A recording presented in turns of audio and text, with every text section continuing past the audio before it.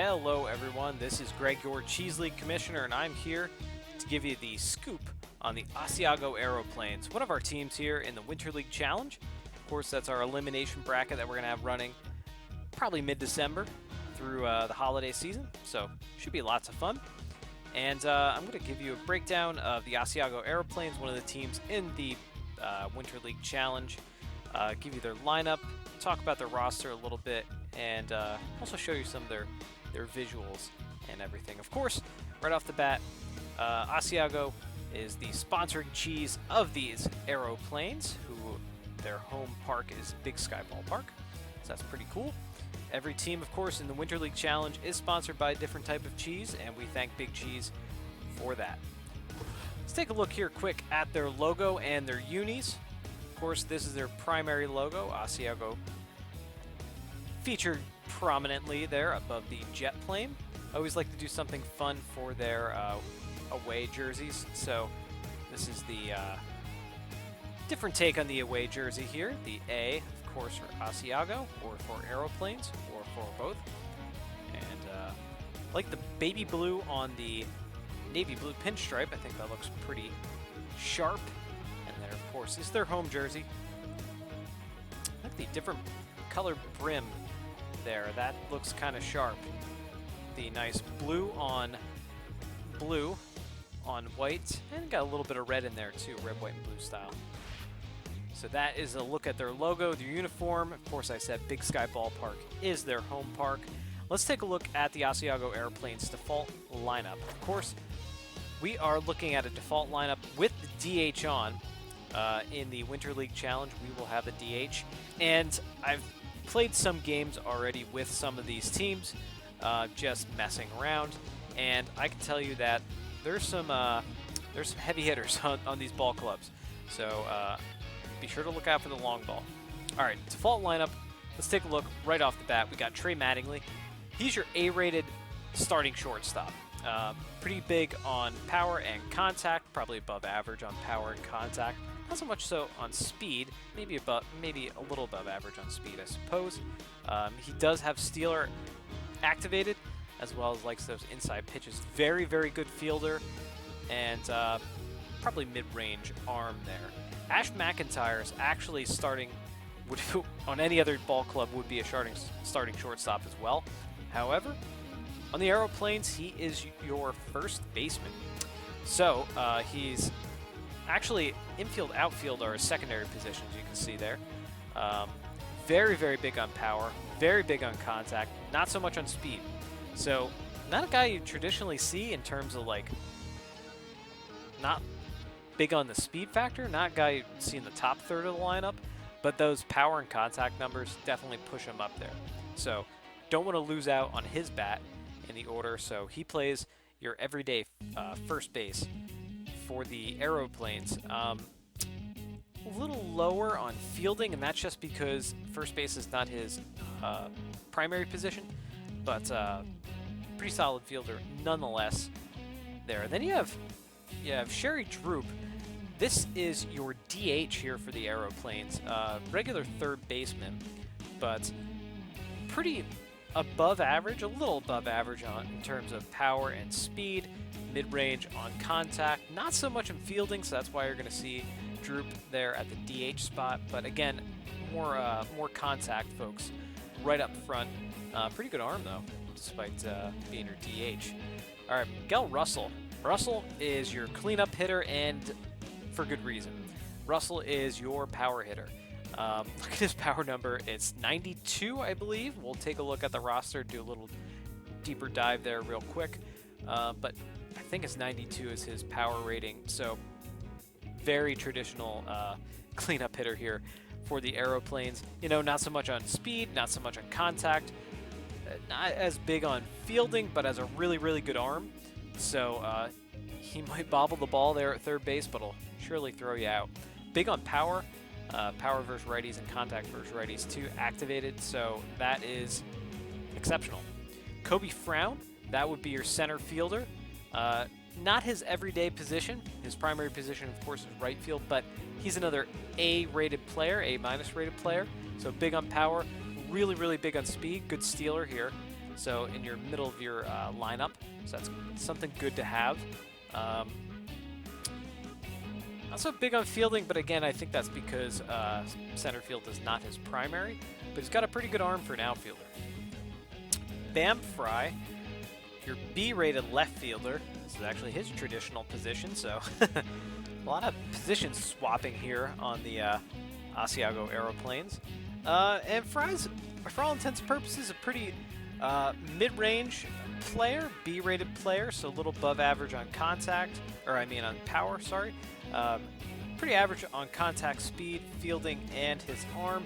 Stealer also activated though.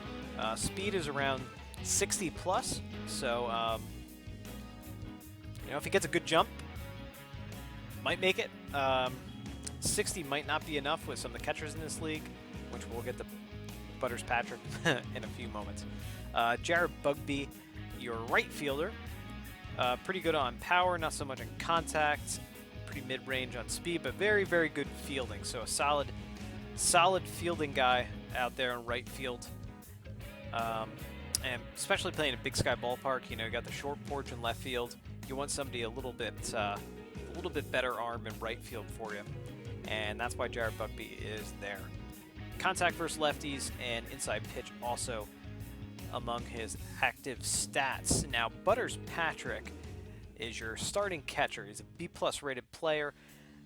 Mid-range on power, maybe a little bit above average. Mid-range on contact and speed, but fielding and arm are exceptional. So this guy, do not want to steal on Butters Patrick. I think his arm is in the 80s, so that's definitely something to keep an eye on if a lot of teams will try to steal on the Asiago Aeroplanes.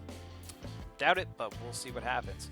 River Keller then rounds out your lineup, your number 9 hitter, your second baseman here. C-plus player, not very good on power, but I would say it's kind of like almost like a National League move in Major League Baseball, where you got your guy with big contact, big speed down at the bottom of the lineup. So pretty good in fielding, not very good in the arm, but he plays second base. So unless there's a lot of double play opportunities, we'll see if they don't go in the favor of the Aeroplanes. On the bench, we have McDowell, Howell, Hardcore, and Ruiz, and we will get to them as we take a look here at the full roster. So McDowell is C-plus player, center fielder, first baseman, very, very good in speed, so that would be your base stealer to get on base for any opportunities you want to take an extra base. Take a look, Howell as well. Pretty mid-range player, B-minus player, a little bit better on fielding, a little bit better on contact. Your first base third base, sorry. Backup, Hardcore, center fielder, infield, outfield. Pretty good on power, so you got some pop coming off the bench there for you in the Aeroplanes. And who the heck else was there? It was Ruiz, yeah, Ruiz, your C-plus player, backup catcher. Pretty good on arm as well, pretty good on power. So when you look at the Asiago Aeroplanes lineup, you know, definitely power stands out because you have Russell up there with a 92 power rating. You have Ash McIntyre with an 86, even Kobe Frown with a 77. So got some big power bats in the lineup. Not a lot of contact bats in the lineup whatsoever. Definitely big for McIntyre and Mattingly and for Keller. But aside from that, you know, speedy guys here with Frown and with McDowell and Keller as well. But of course, Bam Fry with the stealer activated. But yeah, we'll have to see how that pans out. If they can get some folks on base and they get those timely hits, maybe the big power bats will step up for them. Now, the Asiago Aeroplanes are not a very good pitching team in terms of starting rotation, but they are bullpen beasts, and we will get there and we will show you why. Steve Dickerson, of course, is their ace out of the rotation. Sports four-seamer, slider, screwball, and the changeup. So not a lot of screwball pitchers in. Actually, I don't think we had any screwball pitchers, now I think about it, in traditional Cheese League. So that's something new. Of course, with that screwball, you got big junk. Velocity is actually pretty high for a guy that only has a four-seamer, throws a lot of junk. That's pretty darn good. So that's your B+ starter. Tyrone Estes is your second B+ starter.